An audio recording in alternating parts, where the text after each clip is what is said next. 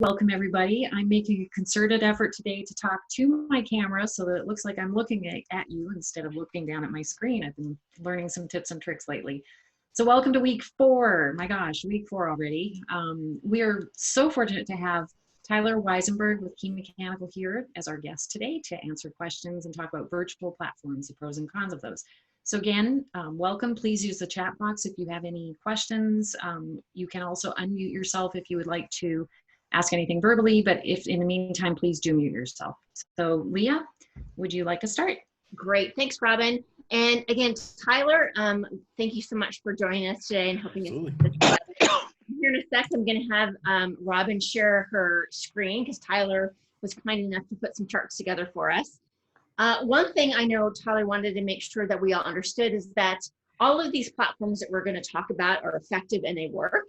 It just depends on how you're going to use them and kind of personal preferences. So wanted to put that out there. And also, we only had 30 minutes, so we're going to focus on 3 platforms, the ones that are probably the top market share holders when it comes to virtual platforms right now in meetings. So we're going to be talking about Zoom, we will be talking about WebEx, and we'll be talking about Microsoft Teams. So with that said, let's go ahead and get started. So let's talk a little bit about pricing. So what can you tell us, Tyler, about kind of the pricing structure and what you get, what's your bang for your buck in this, in Sure. all these things? Well, I think the first thing to notice is that Zoom is really driving the market right now when it comes to pricing. WebEx used to be a lot more expensive. GoToMeeting was more expensive previously. Not so much that the price was more expensive, but the features you got for that price, you got a lot less for the same money.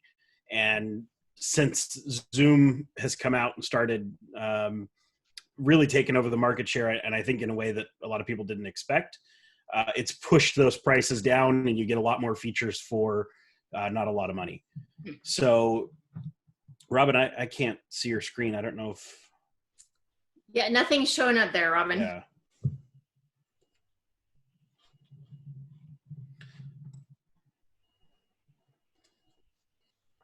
Hold, please.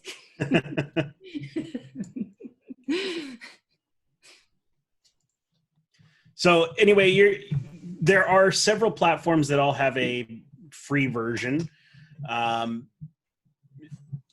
Those free versions you get, oh, there we go. You get a lot of stuff that just an individual might need. So one person who needs to have a video conference with a group of people, you can do that for free on several different platforms. The difference between them is pretty minimal. You're not going to have a lot of admin tools with any of them. You're not going to, be deploying this to your whole company. They're designed just for one user. Okay. The next step up from there is where you start to see feature differences and where you really will notice things that might matter on an administrative side when you're deploying this to an entire company. So again, for one user, a lot of the changes aren't going to be a big deal. It might matter to you, one platform gives you more recording space, or one platform might give you HD audio, or excuse me, HD video for a cheaper price, that type of thing. But for the most part, they're pretty similar from a user standpoint. It's where you start to get, are we deploying this to a company? Are we giving this to a lot of different people?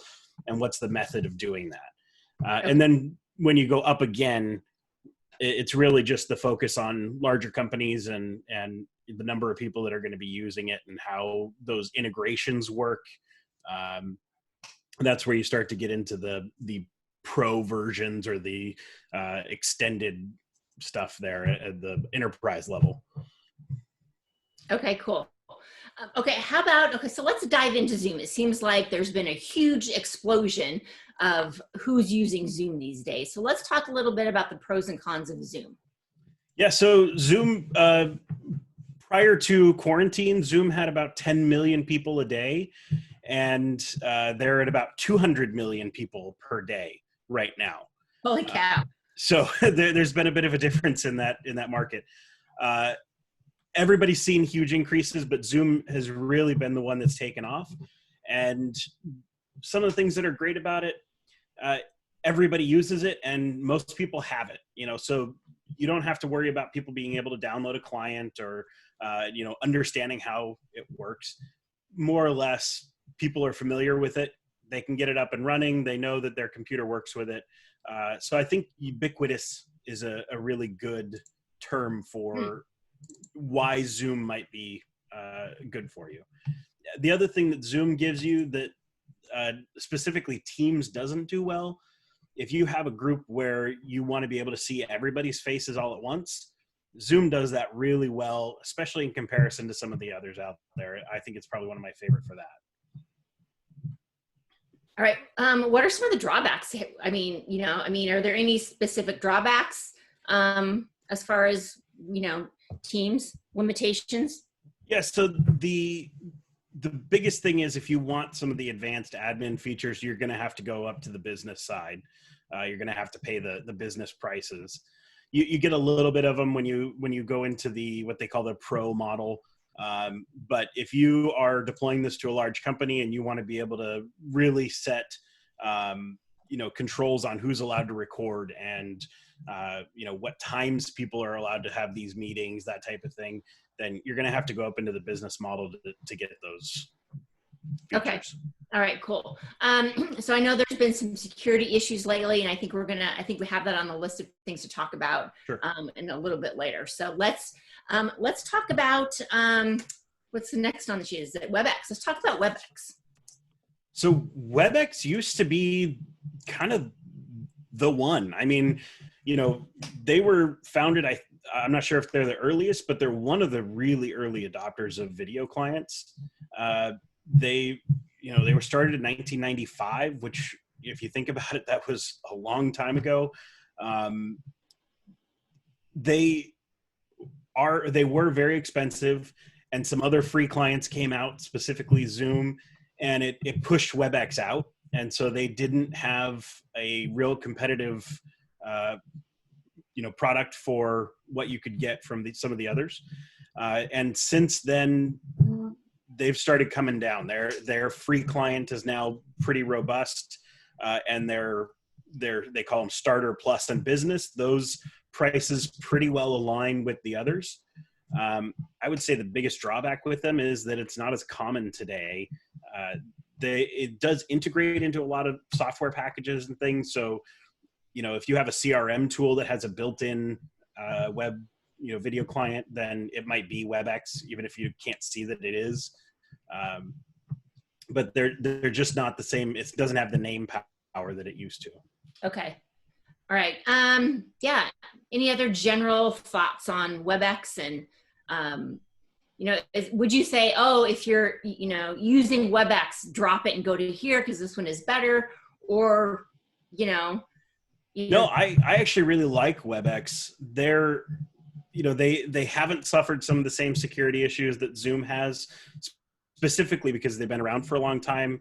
They're owned by Cisco, which if you're looking for somebody that really has the networking side of things down, so you're not going to have connection problems, you're not going to have video feed issues, that type of thing. They have a really, really solid product in that regard. I would say if you're unsure, you've never used video conferencing at all, and you're looking for a platform, either Zoom or WebEx, I would probably lean towards Zoom just because everybody's familiar with it today. Okay. But WebEx is still a great choice. Okay. Yeah, I think that's a good point. I think right now with so many people using it too, that whole stability, right? That potentially WebEx offers. It's definitely something to consider, right? Yes. Yeah. All right, so let's talk lastly about Teams. So I'm a big fan of Teams. It's what we use internally at our company. The upside of it is that it's all built into one platform. They call it single pane of glass. So for instance, we use it for our video conferencing. We use it for our chat internally. We have some apps that are integrated in there. We have, a bunch of stuff all within this one application, and it also does video conferencing pretty well. I would say where it really shines is internal calls. So, in your company, when you have two people that need to communicate, it works really, really well for that, because it's a, kind of single click and you're up and working. So I mean, me personally, so I want you to kind of answer this or address this. So, Sure. If I pull up Teams and try to use it, I find myself very quickly just getting frustrated with it. So then I'm like, oh, this is too hard to use. I don't want to use it. What would you say to that? Well, I'm not surprised at all. It is, like anything, the more complex you make it and the more things that it's able to do, the harder each one of those individual tasks are. So, if the only thing you're looking for is a video conferencing platform, Teams is probably not it. If you're already using Teams, or you're thinking about using Teams, or if you're on Skype for Business, it's time to transition to Teams, then it's a fantastic product and it does things really, really well. You're already going to have to learn it and be familiar with it. So then adding the video conferencing is just one more thing that you can do with it. Okay. Yeah. So I think you're saying you use it for a lot of other things internally, like file sharing and that kind of stuff. Is that correct? Right. Okay. So can we talk a little bit too about just because you mentioned it, Skype for Business? My husband works for the city of Seattle, and they use Skype as their platform. And I think he has days where he wants to just throw his whole computer right window. Yeah. So talk to us about what's happening with Skype. Well, my Skype was its own company several years ago. Microsoft came in and bought it for a gigantic amount of money, not because their software was superior, but because Skype had the connection to phone lines. And then Microsoft developed Teams, and they started putting more features into that. And pretty soon they decided, there's no reason to have two of these platforms that kind of do similar things. Let's migrate everything together into one platform. So Skype for Business is on its way out. Microsoft has given a date. Here's when we're no longer going to support it. You can't download it. You can't use it. In fact, if somebody were to go set up an Office 365 account today, you don't even get that option. Skype is gone. So it is on its way out. And I would say anybody that can start looking at migrating to Teams.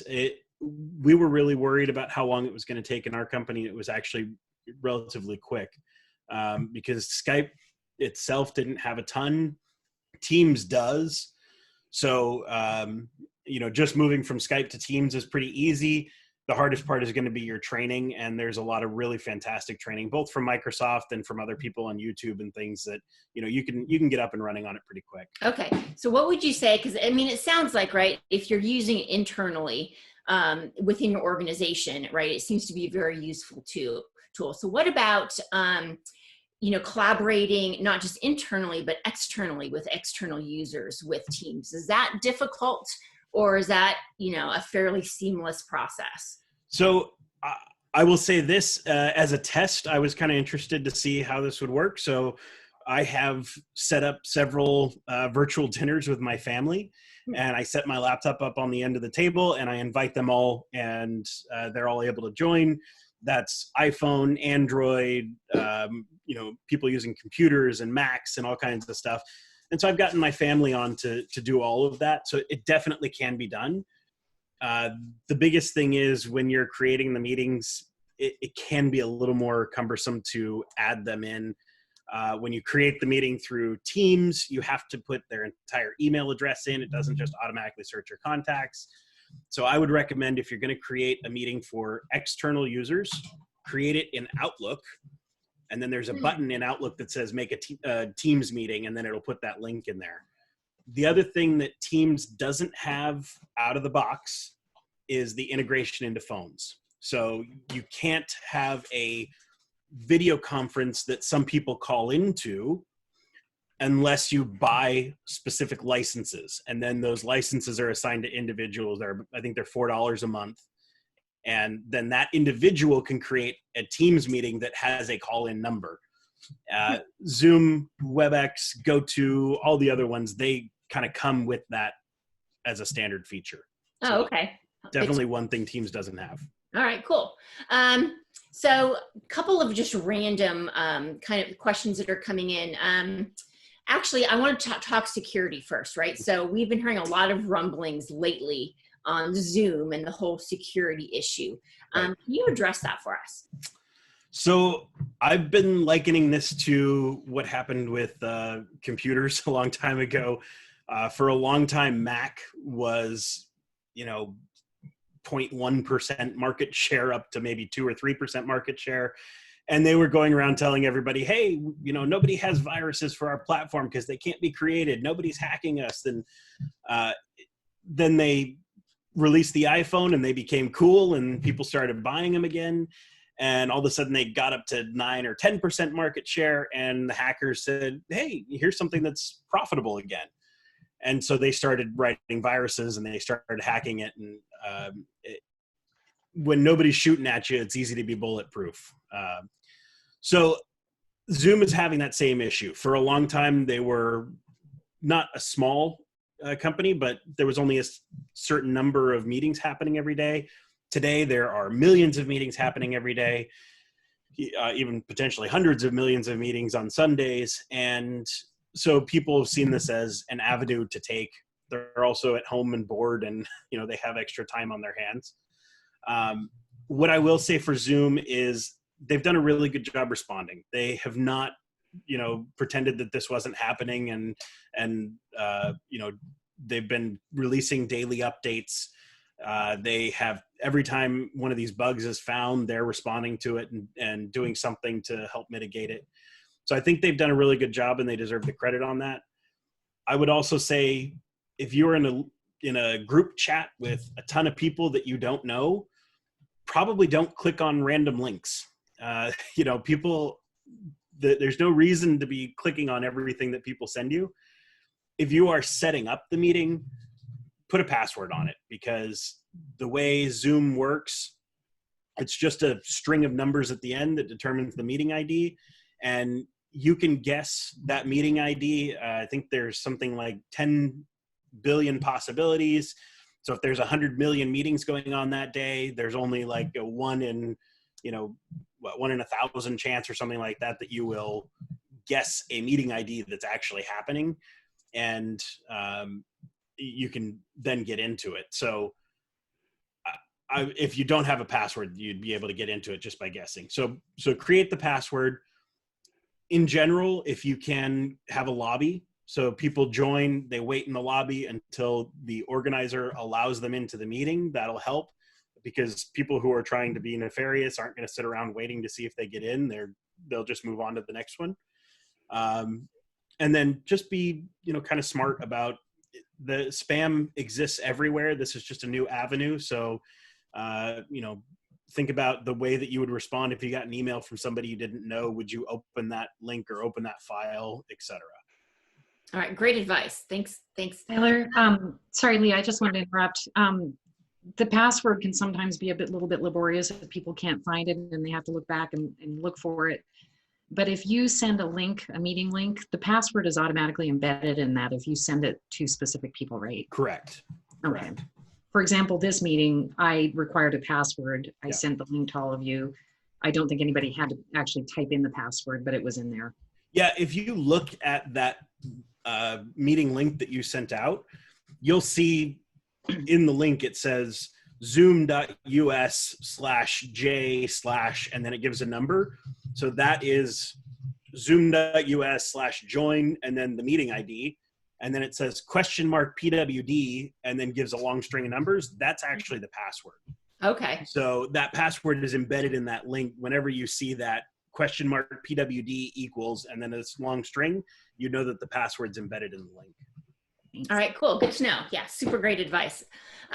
So Scott actually had a really good question. He says, I know we're not going to get into GoTo today, but one of the features I like about that platform is the snapshot feature, where one click you can just take a quick photo of a PowerPoint slide. Do you know if we can do that on any of the other platforms such as Zoom or WebEx? I don't know about WebEx. I believe that in Zoom, it has to be allowed by the whoever's organizing, and that's an advanced feature.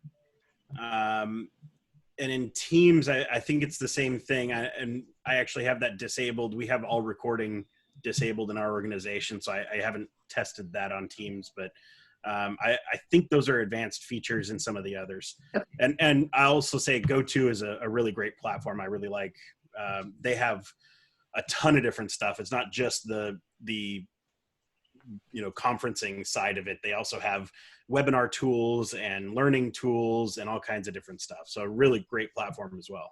Oh, interesting. So would you say that's probably fairly useful for maybe some educational purposes as well?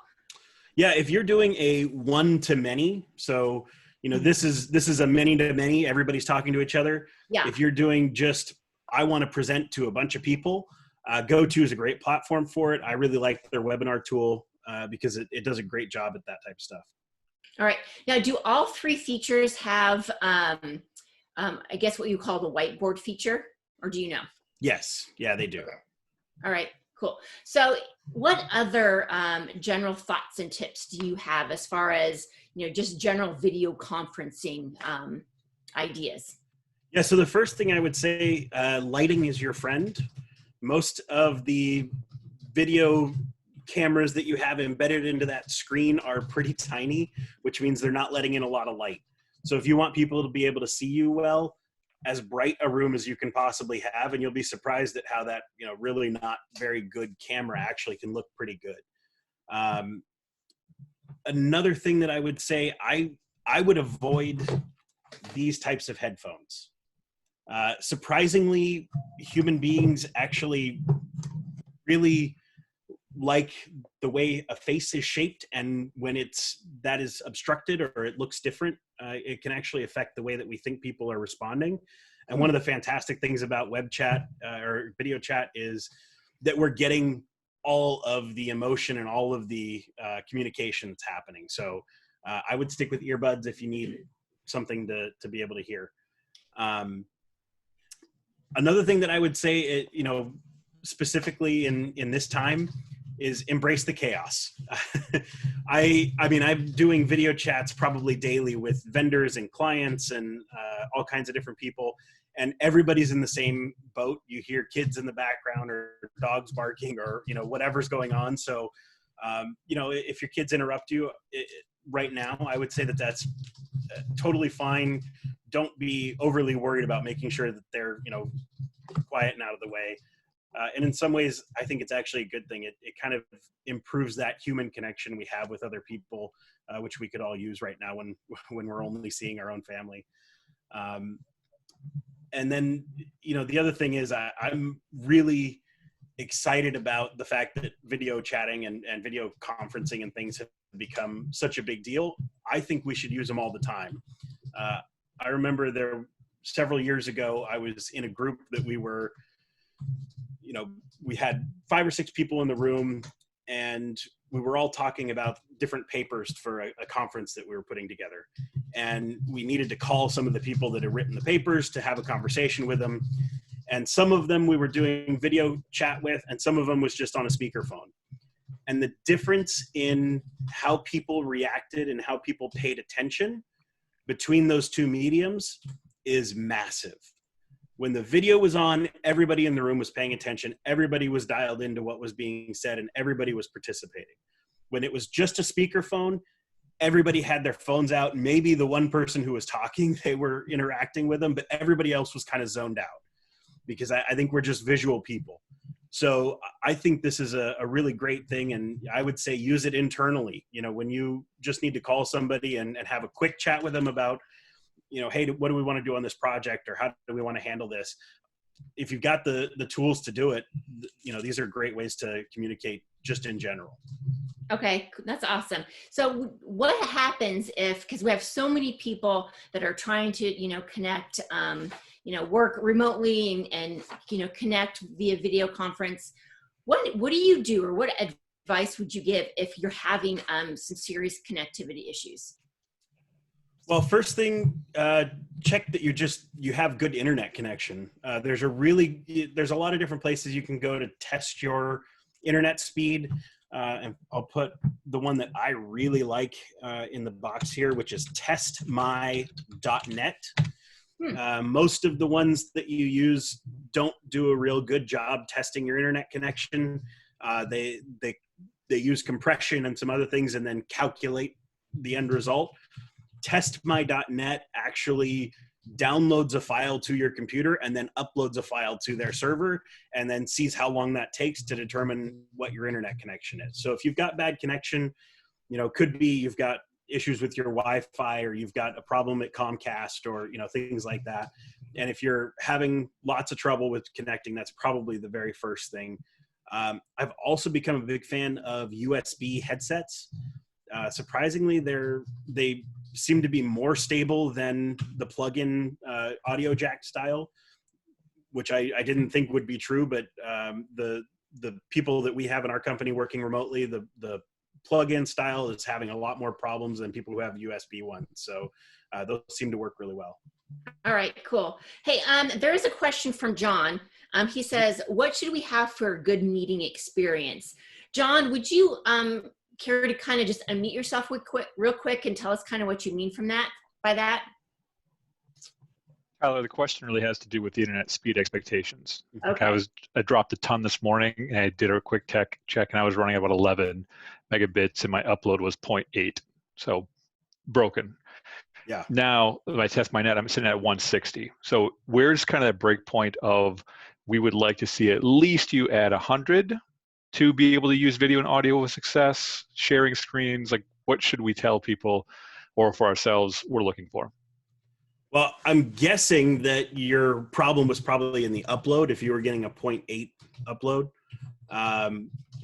I actually only have a 40 meg connection here, and I have 2 people working, and then I've got 2 kids with their tablets that are, sometimes watching video and things, and it still works. So you really don't need as much as you would think, but your upload needs to be pretty robust, and a lot of people don't think about that, because if we're just watching Netflix or going to the internet and things like that, you're not using your upload at all. So in general, I would say you probably want around a 10 meg upload and a 20 meg download. That's your minimum for one person. And then each person you add on there, a few more megs, so go from a 20 meg plan to a 30 or 40 meg, and then between a 10 meg and a 15 and 20 upload, something like that. Awesome. Hopefully that helps, John. So just last thing, I know Robin put in the chat box that there are a lot of devices out there, external devices for lighting and for sound, and options like that are fairly inexpensive if you want to kind of enhance your lighting, enhance that video, or enhance your sound. So definitely check those out. Any other last minute questions that we have for Tyler? Awesome. Tyler, any last thoughts, any final words of advice for the group? No, I thank you guys for inviting me to do this. And if anybody has any questions and you guys want to send them on to me later, I'd be happy to answer whatever I can. Okay, awesome. Robin, you want to wrap us up? Yes, thanks, Leah. And thank you so much, Tyler. Really appreciate it. Great topic. We will be coming up with some new topics for Quick Connections next week, so stay tuned for the email coming out on Monday. We also have our luncheon on June 4th is actually going to be a virtual format, and we have a virtual Toastmasters meeting on April 28th. So please join us for that. It's very engaging, it's a lot of fun, and it's a great way to learn how to connect better and present better on camera, because we're obviously doing a lot more of that these days. So there is one more question from from Robin. I don't know if we have time to ask it real quick. Go for it. We got one more minute. Yep. If I'm the meeting organizer and my connection is unstable, could the meeting still be can we still run the meeting, right? Or for Zoom or for Teams? So Teams depends. If you have a meeting within your organization, or at least there's one other person on there that is from your organization, then you are both considered organizers of the meeting. and it will run even if your connection goes bad. The other person kind of takes over as organizing. I think on Zoom you have to give other people organizer capacity, but as long as there's more than one person in there that is considered the organizer or presenter, they use different terms in all the different platforms. But as long as there's more than one person, then if one person drops out, the responsibility just goes to the other one. So awesome, great to know. All right, Robin, let's close it out. Yes, and thank you, my fellow Robin Fung, for that question, because I was wondering the same thing. Bridget, we have put information about our Toastmasters meeting in our last e-news. Well, Sam, was it in the last e-news? If not, we've sent direct invitations to people who are members, but if you're interested in participating, go ahead and email mcaww@mcaww.net. and we will make sure you get the information on that. It's going to be at 2 p.m. on April 28th. It'll go for somewhere between an hour, hour and a half. A lot of fun. You don't have to participate if you don't want to, but you are welcome to if you'd like. You can just sit and observe if you'd like even. So, all right, everybody. Well, we are out of time. Take good care, and we're thinking of all of you, and we'll see you next week, hopefully. All right, take care. Thanks, everybody. Bye, thank you.